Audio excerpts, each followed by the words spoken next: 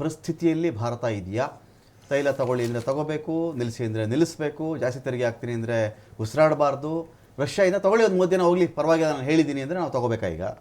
Sir ನೋಡಿ, ಇದು ಯಾಕೆ ಇದೊಂದು ಸೃಷ್ಟಿ ಆಗ್ತು ಅಂತ ಗೊತ್ತಾಗ್ತಾ ಇಲ್ಲ. ಅವರೊಂದು ಏನೋ ಒಂದು ಟ್ವೀಟ್ ಮಾಡಿದ್ದಾರೆ ಒಬ್ಬ ವ್ಯಕ್ತಿ, ಟ್ವೀಟ್ ಮಾಡಿದ್ದಾನೆ ಅಂತ ಹೇಳಿ ಚರ್ಚೆ ಆಗ್ತಾ ಇದೆ. ಆದ್ರೆ ಈಗ ನೀವು ಫೆಬ್ರವರಿ 27ನೇ ತಾರೀಕು ಡೇಟಾ ಸರ್, ಇವತ್ತಿಗೂ ಸಹ ಫೆಬ್ರವರಿನಲ್ಲೂ ಸಹ ರಷ್ಯಾ ಪ್ರಪ್ರಥಮ ಸ್ಥಾನದಲ್ಲಿದೆ ಭಾರತಕ್ಕೆ ಪೆಟ್ರೋಲಿಯಂ ಅನ್ನ ಸರಬರಾಜು ಮಾಡೋ ವಿಚಾರದಲ್ಲಿ. Russia 1.16 million barrel per day February 27ನೇ ತಾರೀಕಿನ ಡೇಟಾ ಹೇಳ್ತಾ ಇದ್ದೀನಿ ಸರ್.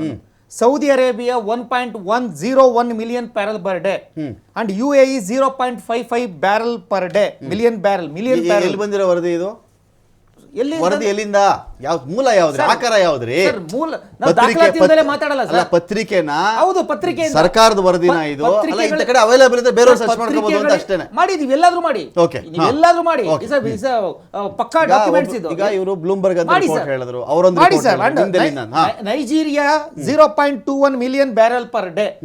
ಇವತ್ತು ಸಹ ರಷ್ಯಾದಿಂದ ನಾವು ತೈಲವನ್ನ ಖರೀದಿ ಮಾಡ್ತಾ ಇದೀವಿ. ತೈಲವನ್ನ ಖರೀದಿ ಮಾಡೋದು ಇದುವರೆಗೂ ನಿಲ್ಸಿಲ್ಲ, ಇವತ್ತು ಸಹ. ಸರ್, ಅಮೆರಿಕ ಹೇಳುತ್ತೆ ಸರ್, ಅಮೆರಿಕದವ್ರು ಯಾರೋ ಹಾಕ್ಬಿಡ್ತೀವಿ ಅಂದಾಗ ಆಯ್ತು ನಾವೇನು ತಗೊಳ್ಳಲ್ಲ ಅಂತ ಹೇಳಿದ್ರಲ್ಲ, ಅದೇಂಗೆ ಕತೆ ಹೇಳಿಲ್ವಾ?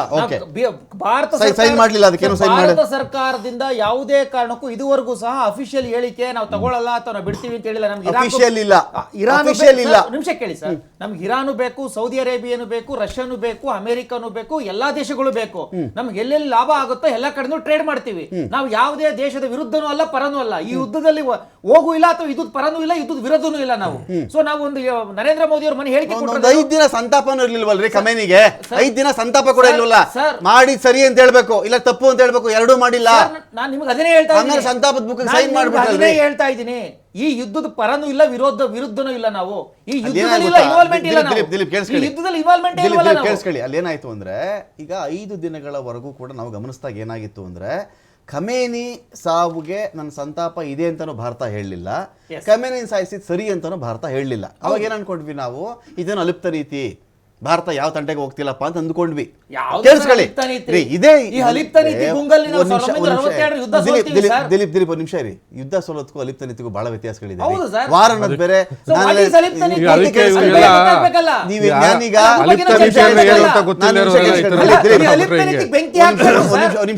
ದಿಲೀಪ್ ಕೇಳಿಸ್ಕೊಳ್ಳಿ, ಬಾಯಿಗೆ ಬಂದಾಗ ಮಾತಾಡೋದ್ರಿಂದ ದಿಲೀಪ್ ಏನ್ ಗೊತ್ತಾ, ಒಂದು ನಿಮಿಷ ಸೂರ್ಯ, ಅಲಿಪ್ತ ನೀತಿ, ಚೌವೆನ್ ಲಾಯಿ, ಪಂಚಶೀಲ ತತ್ವಗಳು, ಹಿಂದಿ ಚೀನಿ ಭಾಯಿ ಈ ವಿಚಾರಗಳು ಬೇರೆ.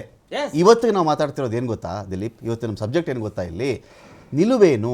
ಇದೇ ಇರಾಕ್ ಮೇಲೆ ಇದೇ ಅಮೆರಿಕ ದಾಳಿ ಮಾಡಿದಾಗ ಅಂದಿನ ಪ್ರಧಾನಿ ಎದ್ದು ನಿಂತು ಹೇಳಿದರು, ಇದನ್ನು ನಾವು ಸ್ಪಷ್ಟ ಧ್ವನಿಯಲ್ಲಿ ಇರಾಕ್ ಮೇಲಿನ ಅಮೆರಿಕದ ಆಕ್ರಮಣವನ್ನು, ನಾಟ್ ವಾರ್, ವರ್ಡ್ ನೆನಪಿಟ್ಕೊಂಡು ಚೆಕ್ ಮಾಡೋದು ಹಿಂಗೆ ಇರ್ಬೇಕು ನೀವು, ಈ ಆಕ್ರಮಣವನ್ನು ನಾವು ಖಂಡಿಸ್ತಾ ಇದ್ದೀವಿ ಅಂತ ಹೇಳಿದ್ರು. ಅವತ್ತಿಗೆ ಭಾರತ ಅಮೆರಿಕ ಮೇಲೆ ಯುದ್ಧಕ್ಕೆ ಹೋಗಿರಲಿಲ್ಲ, ಇಲ್ಲ ಇರಾಕ್ಗೆ ನಮ್ಮ ಮದುಗುಂಡು ನಾವು ಸಪ್ಲೈ ಮಾಡಿಬಿಟ್ಟು ಇರಾಕ್ ಪರ ನಾವು ನಿಂತ್ಕೊಳ್ಳಲಿಲ್ಲ. ಸ್ಟ್ಯಾಂಡ್, ನಿಲುವು, ಅದೊಂದು ವಿಚಾರ. ಇಲ್ಲಿ ಏನಾಯಿತು, ಈ ಕಡೆಯಿಂದ ಹೋಗ್ಬಿಟ್ಟು ವಿಕ್ರಮ್ ಮಿಶ್ರಿ ಸಂತಾಪದ ಪುಸ್ತಕಕ್ಕೆ ಸೈನ್ ಮಾಡುವುದಕ್ಕೂ ಇರಾನ್ ಕಡೆಯಿಂದ ಒಂದು ಸ್ಟೇಟ್ಮೆಂಟ್ ಬರುವುದಕ್ಕೂ ಒಂದೇ ಆಗಿತ್ತು. ಏನಂತ, ಭಾರತದ ಹಡಗುಗಳನ್ನು ನಾವು ತೊಂದರೆ ಮಾಡಲ್ಲ, ಹೊರ್ಮುಜ್ ಸ್ಟ್ರೈಟ್ನಲ್ಲಿ ಅಥವಾ ಹೊರ್ಮುಜ್ ಜಲಸಂಧಿ ಅಂತ ಬಂತಲ್ಲ, ಅದು ಗಿವ್ ಅಂಡ್ ಟೇಕ್ ಆಫರ್ ಆಗಿತ್ತ, ಅದು ಅದಕ್ಕೆ ನೀವು ಸೈನ್ ಮಾಡಿದ್ದ ಅದು. ಹೌದು, ಅವಾಗ ಖಮೇನಿ ಸಾವಿಗೆ ಸಂತಾಪ ಬಂತು. ಅವಾಗ ಹಡಗು ಬಿಡ್ತೀವಿ ಅಂತ ಸಂತಾಪ ಬಂತೇನ್ರಿ? ಹಡಗು ಬಿಡ್ತೀವಿ ಅಂತ ಸಂತಾಪ ಬಂತ? ಹಡಗು ಬಿಡ್ತೀವಿ ಅಂದಾಗ ಸಂತಾಪ ಬಂತು. ಉತ್ತರ ಹೇಳಕ್ ಬಿಡ್ತಾ ಇಲ್ವಲ್ಲ ಸರ್? ಇದೊಂದು ರಾಜತಾಂತ್ರಿಕ ನಡೆ.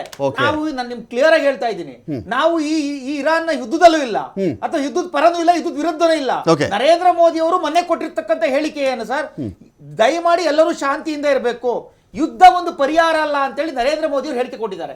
ಸೊ ನಾವು ಇಸ್ರೇಲ್ ಪರನೂ ಇಲ್ಲ, ಇರಾನ್ ಪರನೂ ಇಲ್ಲ, ನಾವು ಇರಾನ್ ಮಾತಾಡಕ್ ಬಿಡಿ,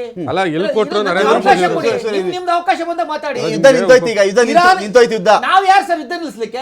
ನಮಗೂ ಯುದ್ಧಕ್ಕೂ ಏನ್ ಸಂಬಂಧ? ಅವಾಗ ಯುದ್ಧ ನಿಲ್ಲಿಸ್ಬಿಡ್ತಾರೆ ಅಂತ ಹೇಳ್ತಾ ಇದ್ರೆ ಫೋನ್ ಮಾಡಿಬಿಟ್ರೆ ಫೋನ್ ಮಾಡಿಬಿಟ್ಟಿದ್ರು ಅಂತ ನಿಮ್ಮ ನಾಯಕರಿಗೆ ಹೇಳಿದ್ರಲ್ರಿ, ನಿಮ್ಮ ನಾಯಕರೇ ತಲೆ ಕೆಟ್ಟಿದೆ ಹಂಗಾರೆ, ನಿಮ್ ವಕ್ತಾರಗಳೇ ಮಾತಾಡಿದ್ರಲ್ರಿ, ಆ ಜಾಗದಲ್ಲೇ ಕೂತ್ಕೊಂಡು ಮಾತಾಡಿದ್ದಾರೆ, ನಿಮ್ ವಕ್ತಾರರು ಮಾತಾಡಿದ್ದಾರೆ. ಇರಾನ್ ಯುದ್ಧವನ್ನು ನಿಲ್ಲಿಸ್ತೀವಿ ಅಂತ, ಇರಾನ್ ಅಲ್ರಿ, ಉಕ್ರೇನ್ ರೀ ಹೇಳ್ತಾ ಇದ್ದೀವಿ. ಅಂತ ನಮ್ಮ ನಾಯಕರು ಒಂದು ಫೋನ್ ನಿಂತೋಯ್ತು, 3 ದಿನ ನಿಂತು ಸ್ಟೇಟ್ಮೆಂಟ್ ತೋರಿಸಿ ವಕ್ತಾರ ರಿಸರ್ಚ್ ಕೊಡ್ರಿ.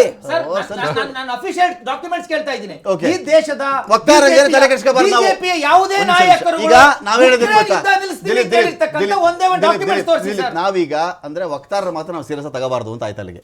ನನಗೆ ಗೊತ್ತಿಲ್ಲ ನಿಮ್ಗೆ ಡಿಬೇಟ್ ಯಾರು ಮಾತಾಡೋದು ಹೇಳಿದ್ರು? ಯಾರು ಹೇಳಿದ್ರು ಗೊತ್ತಿಲ್ಲ. ನಮಗೆ ನಾನು ಅವ್ರನ್ನೇ ಕೇಳಿದ್ದು. ಡಾಕ್ಯುಮೆಂಟೇಶನ್ ಬೇಕು ಸರ್. ಒಂದು ಫೋನ್ ಮಾಡಿಬಿಟ್ಟಿದ್ರು, 3 ದಿನ ನಿಲ್ಲಿಸ್ಬಿಟ್ಟಿದ್ರು, ಇಂಡಿಯನ್ಸ್ ಎಲ್ಲ ಕರ್ಕೊಂಡ್ ಬಂದ್ರು. ವಾರ್ ನಿಲ್ಲಿಸಿ ಇಂಡಿಯನ್ಸ್ ಕರ್ಕೊಂಡ್ ಬಂದ್ರು. ಕ್ಲಿಯರ್ ತಿಳ್ಕೊಳ್ಳಿ. ಒಂದು ಅಡ್ವರ್ಟೈಸ್ಮೆಂಟ್ ಮಾಡಿದ್ರಲ್ಲ, ಜನಗಳನ್ನ ಕರೆಸ್ಲಿಕ್ಕೆ ವಾರ್ ರುಕ್ವಾದಿ ಪಾಪ ಜನಗಳನ್ನ ಕರೆಸ್ಲಿಕ್ಕೆ ರಾಜತಾಂತ್ರಿಕ ನಡೆ ಉಕ್ರೇನ್ ಜೊತೆ ಮಾತಾಡಿ ಅಲ್ಲಿದ್ದ ಜನಗಳನ್ನ ಜೊತೆ ಕರೆಸ್ಕೊಂಡ್ರು. ಅಂದ್ರೆ ನಮ್ಮ ಫ್ಲೈಟ್ ಗಳನ್ನ ಬಿಡಿ, ವಾರ್ ರುಕ್ವಾದಿ ಪಾಪ ಆ ಏರ್ ಅನ್ನ ಬ್ಲಾಕ್ ಮಾಡಿದ್ರು. ನಮ್ಮ ಫ್ಲೈಟ್ ಗಳಿಗೆ ಅವಕಾಶ ಮಾಡಿಕೊಡಿ ಅಂತ ಕೇಳ್ಕೊಂಡು ಕರ್ಕೊಂಡ್ ಬಂದಿ ಸತ್ಯ. ವಾರ್ ನಿಲ್ಸಿದ್ರು ಅಥವಾ ಹೋಗಿ ನರೇಂದ್ರ ಮೋದಿ ಅವರು ವಾರ್ ನಿಲ್ಸಿದ್ರು, ಇದಲ್ಲ ಸರ್. ವಾರ್ ನಿಲ್ಲಿಸಿಲ್ಲ ಹಂಗಾರೆ.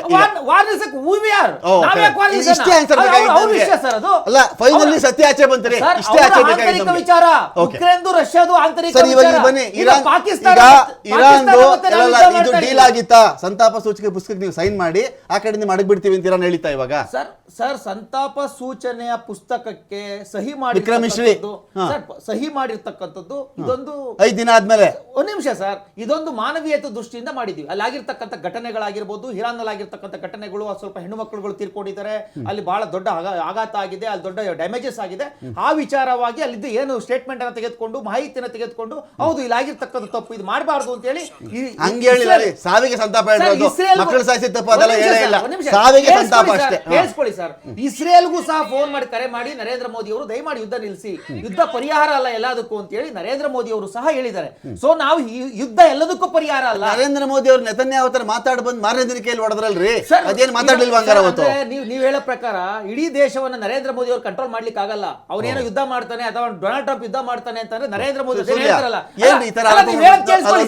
ಯಾವ್ದೋ ಒಂದು ಕಾಗೆ ಹೋಗಿ ಕುತ್ಕೊಂಡ್ಬಿಟ್ರೆ ಹೋಗಿ ತೆಂಗಿನಕಾಯಿ ಉದುರ್ಬಿಟ್ರೆ ಕಾಗೆಯಿಂದಲೇ ತೆಂಗಿನಕಾಯಿ ಉದುರ್ತು ಅಂತ ಅಲ್ಲ ಸರ್.